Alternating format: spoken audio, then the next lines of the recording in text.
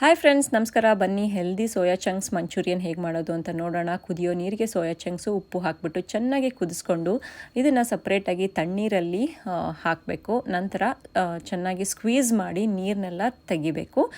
Squeeze ಮಾಡಿ ನಾನು ಒಂದು ಬೌಲಲ್ಲಿ ಹಾಕಿಟ್ಕೊಂಡಿದ್ದೀನಿ. ಇದಕ್ಕೆ ಜಿಂಜರ್ ಗಾರ್ಲಿಕ್ ಪೇಸ್ಟು, ರುಚಿಗೆ ತಕ್ಕಷ್ಟು ಉಪ್ಪು, ಖಾರದ ಪುಡಿ, ಆಮೇಲೆ ಪೆಪ್ಪರು, ಜೀರಾ ಪುಡಿ ಹಾಕಿ ಚೆನ್ನಾಗಿ ಮಿಕ್ಸ್ ಮಾಡ್ಕೊಳ್ಳಿ. ನಂತರ ಇದಕ್ಕೆ ಕಾರ್ನ್ಫ್ಲವರ್ ಹಾಕಿಬಿಟ್ಟು ಚೆನ್ನಾಗಿ ಮಿಕ್ಸ್ ಮಾಡ್ಕೋಬೇಕು.